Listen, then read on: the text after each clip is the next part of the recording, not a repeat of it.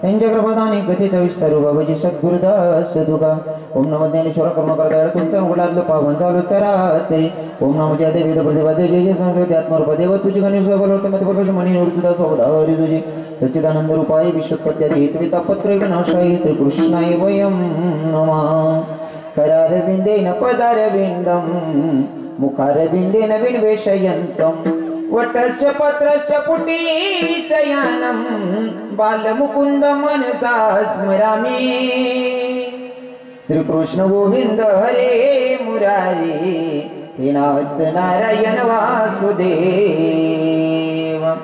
जीवे विभस्मामृतमेत देवो गोविंद दामोदर माधवेती श्री कृष्ण गोविंद हरे मुरारी हे नाथ नारायण वासुदेव मनोजव मारुत तुल्य वेगम जितेंद्रिय बुद्धिमत्तम वरिष्ठम वतात्मजवाय नरयुक्त मुख्यम श्रीरामदूतं शरणं प्रपद्ये श्रीरामदूतं शरणं प्रपद्ये आई हनुमंत विराजी कथा करो मती अनुसार प्रेम सहित गती धरू पदारी जीय पवन कुमार ये दुख जाना मारुति जाना ये दुख जाना मारुति जाना सुनना तेरी पुकार मावना विनती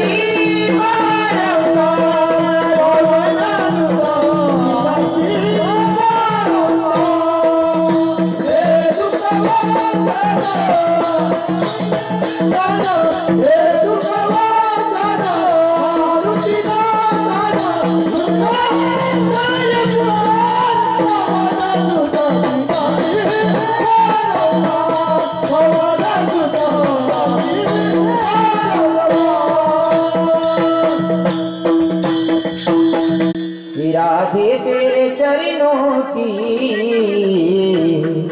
रज धूल जो मिल जाए सच कहता हूँ मेरी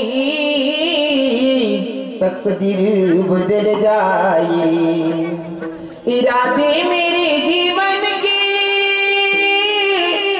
बस एक तमन्ना है बस एक तमन्ना है तुम सामने हो मेरा दम ही निकल जाए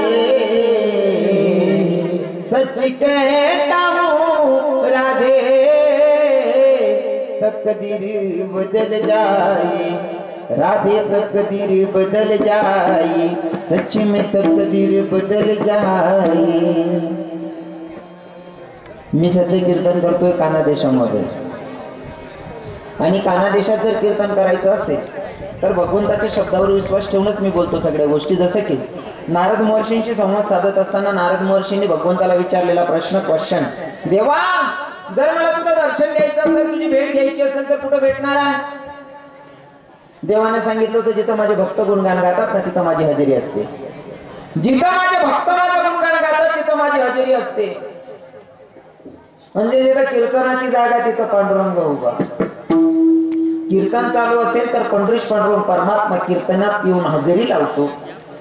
जर का निजामपूर जायचं नाही कीर्तना आणि पंढरपूरवरनं पंढरपुराचा मालक इथं हजेरी लावतो मग जोडे जोड आपला कानदेश कानबाई येईल नाही का आजच जायला बिचारी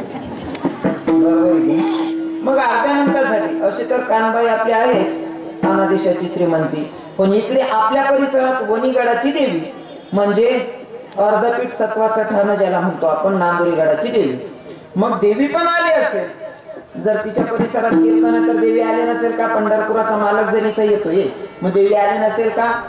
देवी आलेली आहे आणि अर्ध्या मिनिटासाठी देवीचं स्वागत करूयात मग चिंतनाकडे वळूयात। हे आराधीन बाई तुम्ही कुंकू घ्या आरस केली केली या बसून या आराधीन बाई तुम्ही कुंकू घ्या आरस केली या बसून या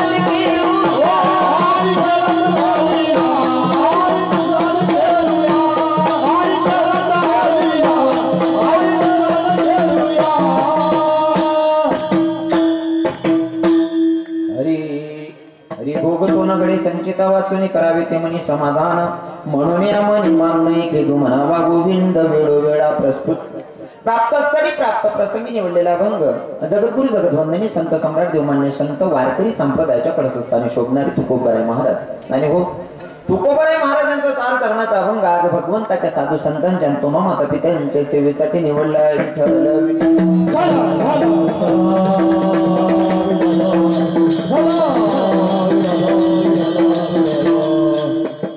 कार्यक्रम किम निमित्ताने तुम्हा सगळ्यांना घ्यायचंय तरी पण वक्त्याचं कर्तव्य अनुषंगानं साधू संतांच्या पदस्पर्शाने पुनितन पावन झालेली आपली निजामपूर नगरी जैताने नगरी आणि जैताने नगरीमध्ये कार्यक्रम किम निमित्ताने तर तुमच्या सगळ्यांचे परिचयाचे असणारे कैलासवासी गंगा भागीरथी दशोदाबाई मोतीराम बोरसे यांच्या दशक्रिया विधी निमित्ताने हा कीर्तनाचा योगा विठ्ठल विठ्ठल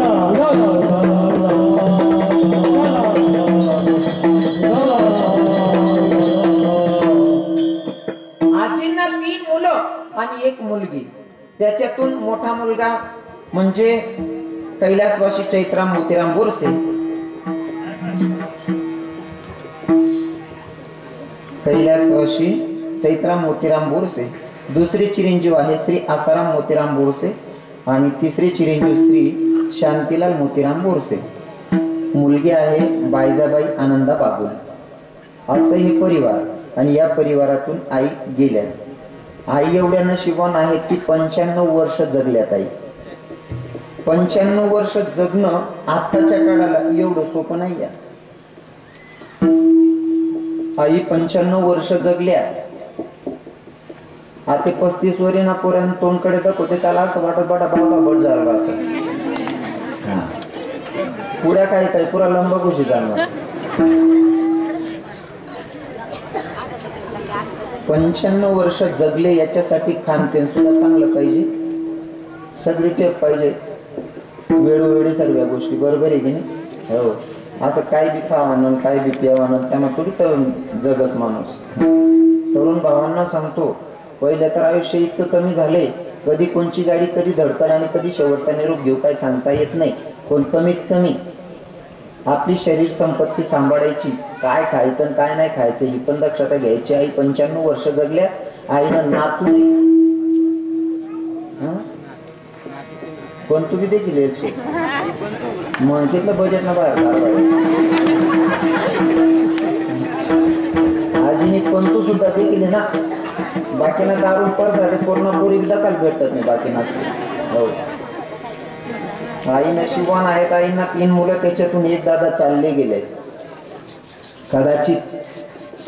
कदाचित आई अजून 5 वर्ष पूर्ण केले असते तर 100 गाठली असते पण आहे ना आता 95 वर्ष इतर आल्या मुलगा तर सोडून गेलाय ना मग उर्वरित 5 वर्ष तरी त्या मुलाकडे काढायला आई गेल्या असतील कदाचित आणि त्या मुलाच्या भेटीसाठी आई गेल्या असतील एवढं गोड आमचे दादाश्री मला वाटतं काय नाव म्हणले लहान आजीचे नातूच होते लहू दादा काय हा हा लहू दादाने मला कॉल केला मला म्हटले महाराज आजी हयात होती तेव्हापासून मनात होतं जर का आजीचं काही झालंच तर आपण रवी किरण महाराजांनाच बोलू महाराज कधी कधी काही लोक असे भेटून जातात ना, एका शब्द असा बोलून जातात ना की असं वाटतं की यार किती लोक प्रेम करतायत आपल्यावर, नाही का. म्हणजे आजी हयात होती तरी सुद्धा जर आजीचं काय झालं तर आपण रवी किरण महाराजांनाच बोलू असं म्हणणारी पण लोक आहेत. आणि बाकी ना त्या तारीख दिदी राखू असा किडा पाडणारा प्रकाराचे 3 तुका म्हणे केले जाईल, नाही का. तर तुम्हाला एक गोष्ट सांगतो, माझ्या कीर्तनातून मला सांगायला आवडतं. मी देव कमी सांगतो पण जगायची पद्धतच सांगायला मला आवडते. लोक काय म्हणतील तुम्हाला सांगतो. प्रभू रामचंद्र होते, प्रभू रामचंद्रांचे सुद्धा विरोधक होते. कृष्ण भगवंताचे विरोधक आज सुद्धा आहेत, तेव्हा तो होतेच पण आज सुद्धा आहेत. म्हणजे विरोधक नाही असा माणूस नाही. ही गोष्ट लक्षात ठेवायची. चांगल्या रस्त्याला गतिरोधक आणि चांगल्या माणसाला विरोधक असतातच. आणि पाहिजे रस्त्यास ना शिवाय उन्नती बी नाही. विठ्ठल विठ्ठल. जर माणसाला एखादा गुण आवडला तर माणूस जवळ जातो. आणि तुम्हालाही सांगेल, कदाचित तुम्ही बसलेले श्रोतेगण माझ्यापेक्षा ज्ञानमानाने मोठे आहेत. आबासाहेब, तुम्ही सर्व लोक माझ्यापेक्षा ज्ञानमानाने मोठे आहात, पण तरी मला सांगावं वाटते, जर माणसाशी तुम्हाला रिलेशन जोडायचं असेल, नातं टिकवायचं असेल, तर भूतलावर जन्माला येणाऱ्या प्रत्येक जीवामध्ये भगवंताने एक गुण असा टाकलाय की त्या गुणावर माणूस अख्खं जग जिंकू शकतो. आणि प्रत्येक माणसामध्ये एक अवगुण असा टाकलेला आहे की ज्याच्याकडे चांगले माणसंही तुटतात. म्हणजे दोन्ही गुण आहेत, एक अवगुण आणि एक चांगला गुण, दोघं भगवंताने टाकलेले आहेत. जर तुम्हाला नातं टिकवायचं असेल तर माणसाचा अवगुण बघू नका, त्याचा सत्वगुण बघा, चांगला गुण बघा आणि प्रेम करत राहा, म्हणजे लोक जुळतात.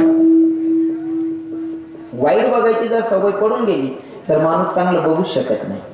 विकास भैया खरं आहे ना. जर वाईट बघायची सवय पडून गेली ना तर माणूस चांगलं बघू शकत नाही. त्याच्यासाठी मला सांगायला आवडेल, आप तो गैरों की बात करते हैं, हमने तो अपने भी आजमाए हैं. लोग कांटों से बच के चलते हैं, हमने तो फूलों से जख्म खाए हैं. तू किसी की ऐब को बेनकाब न कर, तू किसी की ऐब को बेनकाब न कर. हम तो भले ही बुरे हैं, तू तेरी नजर खराब न कर. बुरा किसी को मत कहो, खुद बुरा हो जाएगा. और ये माटी का पुतला किसी दिन माटी में मिल जाएगा.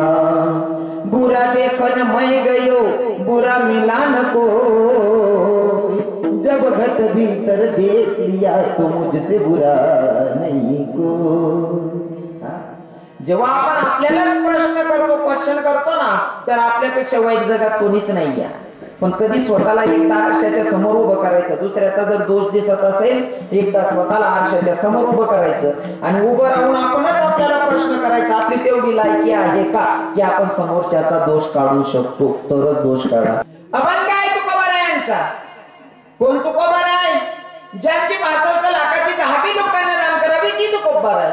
आणि ती तुकोबार आहे. साधकांना समजावत असताना सांगतायत, भोग तो न घडे संचिता वाचून. भैया, तुमच्या जीवनामध्ये जर काही दुःख येत असेल तर दुःखाला कवटाळत बसू नका. त्या दुःखाला सामोरे जायची ताकद ठेवा. कारण अगर सजा मिल रही है तो गुनाह भी हुआ होगा. जर आपल्याला शिक्षा भेटते ना तर आपल्याकडनं गुन्हा नक्कीच झालेला असेल. म्हणून काय करायचं, संकटाला घाबरायचं नाही. फॉर एक्झाम्पल, आपण शेतकरी लोक आहोत म्हणून तुमच्यासाठी तुमचं परिचयाचं उदाहरण द्यायला मला आवडेल. विहीर खोदत असताना जर खडक लागला, खडक जर लागला, एखादा कच्ची मधला माणूस असा विचार करत खडक लागल्या बो कोण नवी, इथलं काय सोपं नाही शे, आपण 5-50 हजार आणि पाणी लागस का नाही लागस, म्हणजे सुटणी नाही मत. पण खडक फोडा, ताकद ठेवा, खडक ना फाडी. इथलं खाली इथलं गोड पाणी रासणे, इथलं गार पाणी रासना, त्याने इथलं पाणी कुठेच नाही, फक्त खडक फोडा, ताकद ठेवा. तसं जीवन जगत असताना संकटाला तोंड द्यायची ताकद ठेवा. रिटर्न माघारी फिरायचं नाही. जर सक्सेस व्हायचं असेल तर माघारी फिरायचं नाही. तू कोबर आहे ते तर शिकवताय त्या भंगातून. भोग तो न घडे संचिता वाचून. साधकांना पटवण्यासाठी आता तू कोबर आहे सांगतात, पण साधकांचा प्रश्न म्हणतात भोग कसा भोगायचा. हो, जे तुमच्या कर्माचं फळ आहे ते तुम्हाला भोगावं लागतंय. तुमचं कर्म जसं केले कर्म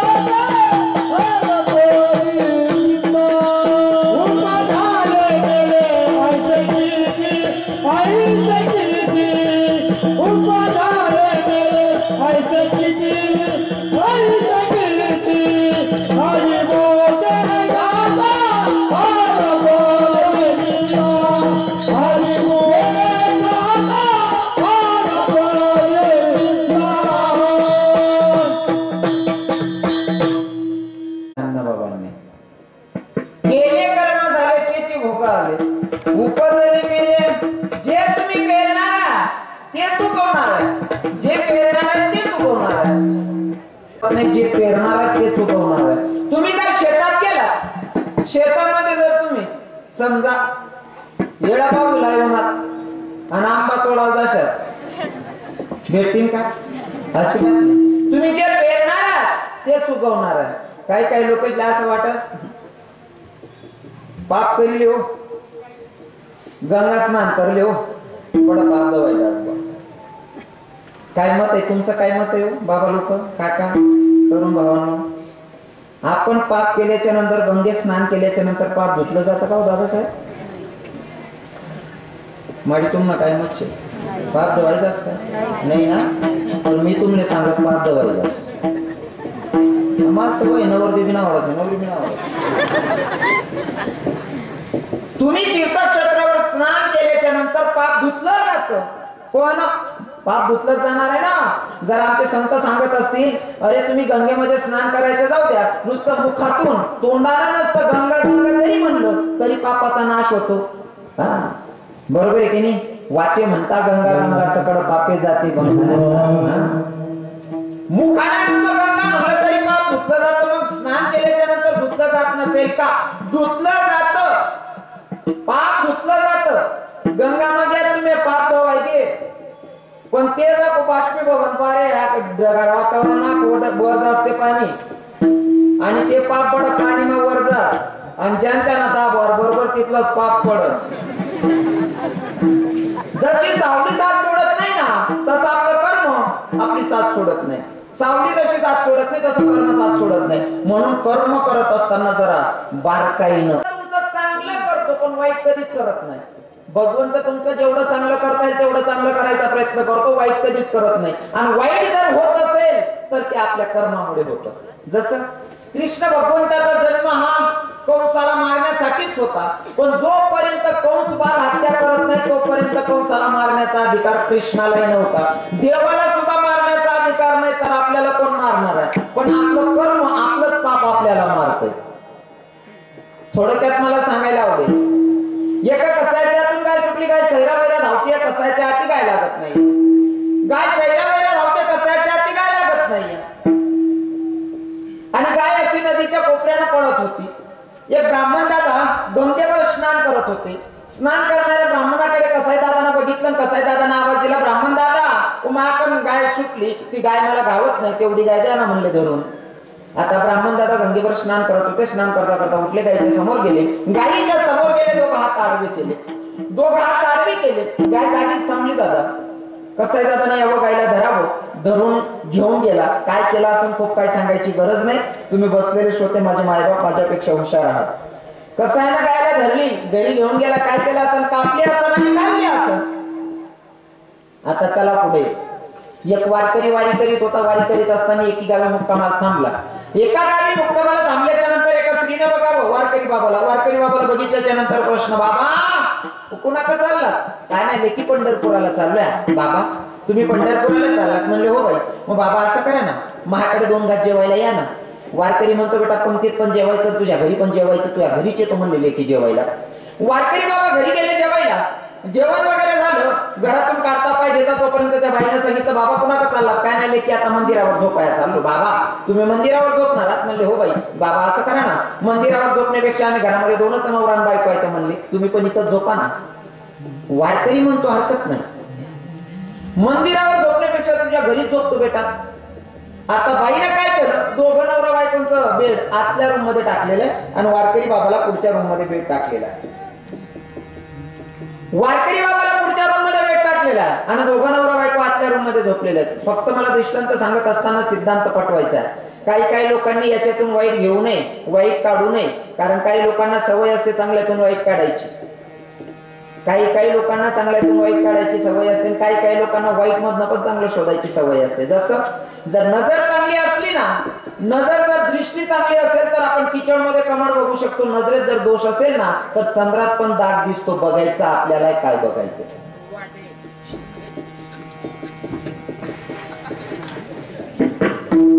बघायचं आपल्यावर काय बघायचं ते. दृष्टांत सांगत असताना मला सिद्धांत पटवायचा आहे, लक्षपूर्वक ऐका.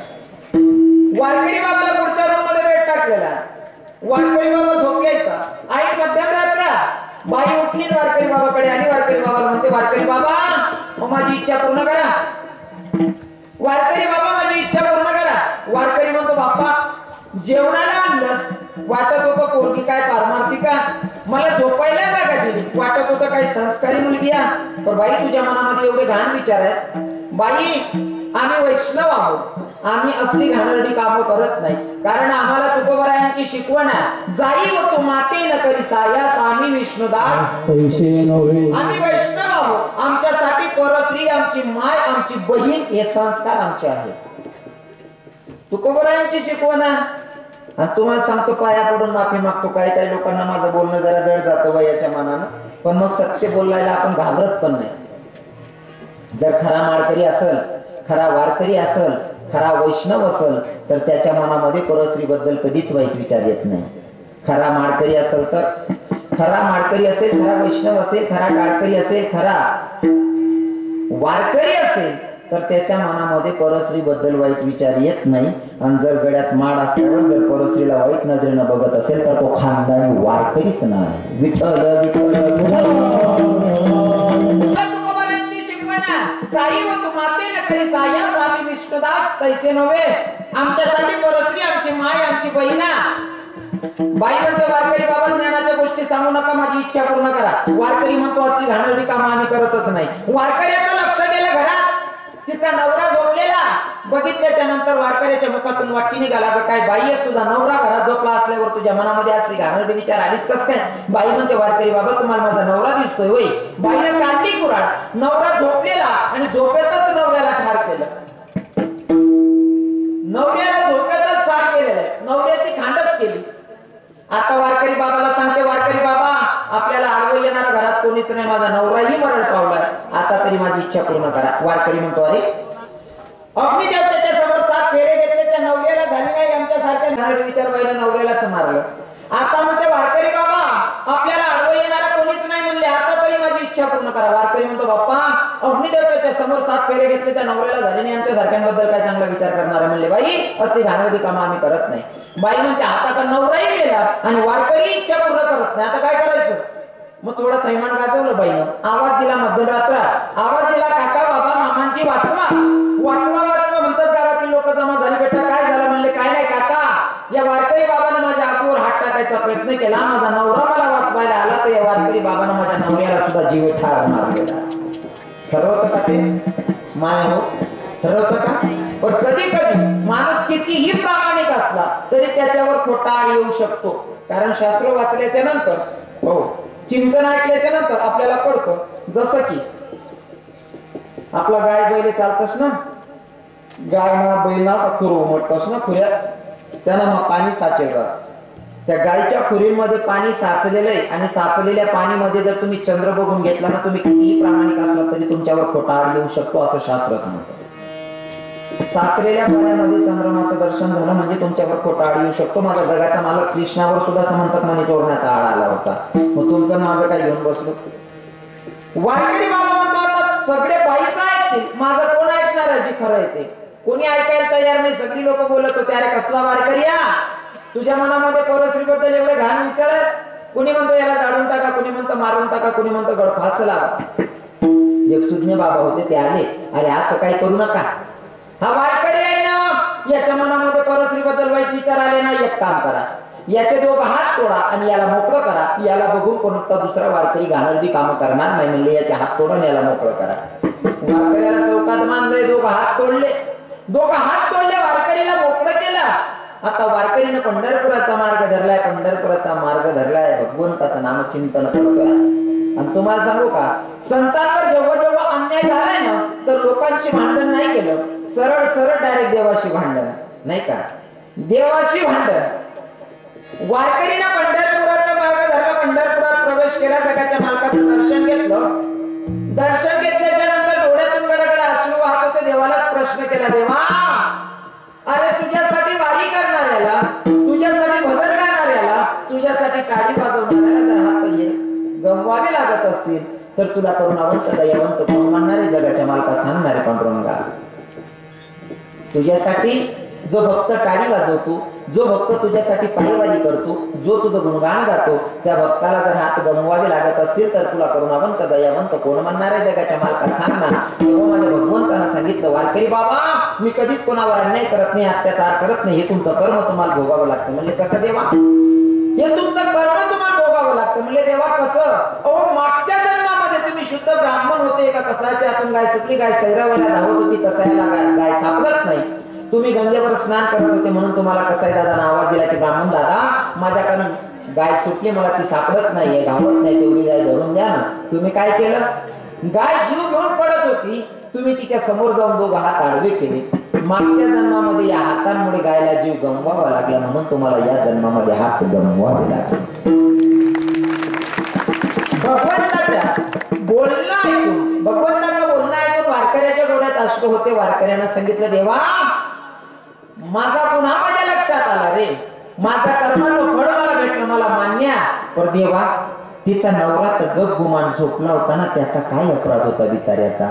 तेव्हा माझ्या पंढरीश पांडुरंग परमात्म्यानं सांगितलं, तो आता गप गुमान झोपलेला दिसतोय ना, हा तोच मागच्या जन्माचा कसाई आणि मारणारी जी बाई आहे ती मागच्या जन्माची गाय आहे. विठ्ठल ज्या दिवशी आपलं कर्म, आपलं मरण त्या दिवशी मरावंच लागत, आणि ज्या दिवशी मरण नाही त्या दिवशी मारून सुद्धा माणूस मरत नाही. ज्या दिवशी आपलं मरण आहे आपले मायबाप सुद्धा आपल्याला वाचू शकणार, आणि ज्या दिवशी मरण नाही आपल्या दुश्मनानं जर ठरवलं तरी त्या दिवशी आपण मरत पोरात झांपल. उदाहरण म्हणून सांगेल, एक म्हातारी जरा कटकट करत होती, म्हातारी कटकट करत होती. म्हातारीच्या सुनबाईने तिच्या नवऱ्याला सांगितलं, तुम्ही माय गलती कटकट करस म्हणे, असं करा तुम्ही मायला कुठेतरी काढा म्हणे बाया. पोरगा म्हणे जर का वृद्धाश्रम मध्ये पाठवलं, भावकीमध्ये हसून, नातेवाईकांमध्ये हसून, त्यापेक्षा असं करस म्हणे, म्हातारी डायरेक्ट मारीश टाकस म्हणे. म्हातारीचं गट उडं बांधलं, म्हातारीचं गट उडं बांधलं आणि दुसऱ्या मजल्यावर दिलं फेकून. रात्री मध्यरात्र्या जेवण वगैरे आटोपली, म्हातारीनं गट उडं बांधले ना घासुडं, आणि दुसऱ्या मजल्यावर वरती फेक दिला. म्हातारी पायटे 5,000 पोरांना दरवाजा ठोक म्हणे, भाऊ बाळू दरवाजा उघडतो म्हणे, बाळून दरवाजा उघडा म्हणे, मारी म्हणे, काय भाऊ दुसरा मजल्यावर फेक देणं तरी म्हणे, भाऊ तुझं वरती फेकाना तर खालपासून गाडी भरायला. मरण नाही तर मरणार नाही ना, मरण नाही तर मरणार नाही. तुम्ही जे कर्म केलेलं तेच भोगावं लागतंय. जसं म्हातारीचं तसंच एक उदाहरण सांगेल. म्हातारा बिचारा बोलका होता, सुनबाई म्हणे म्हातारा बोलता कटकाशे माय म्हणे, नवरा सांगा तुम्हाला म्हातारा कुठेतरी काढा म्हणे. तुम्हाकडे म्हातारा म्हणता का धरला, दोन्ही चालच ना, बरं म्हणजे तुम्ही नवरदेवी नाव नवरदेवी नाव मन सारखंच काय नाही तुम्ही. आता म्हातारा कटकट करत होता, सुनबाई म्हणते नवऱ्याला तुमच्या बापाला कुठेतरी पाठवा. पोरगा म्हणे कुठे दाडा मातो आपलं नुकसान आहे, इज्जतले बट्टा लागापेक्षा असं करत म्हातारा गोपाळीत देस म्हणे.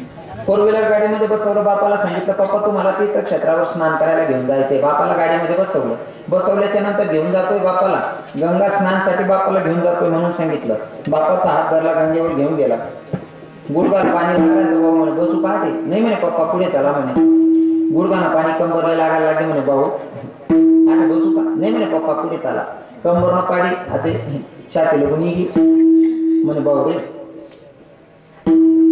चला म्हणे पुढे बापने समजी गे तू आटे गंगा स्नान ले नाही भाऊ म्हणे आटे तू म्हणा लेंडर खुश करायला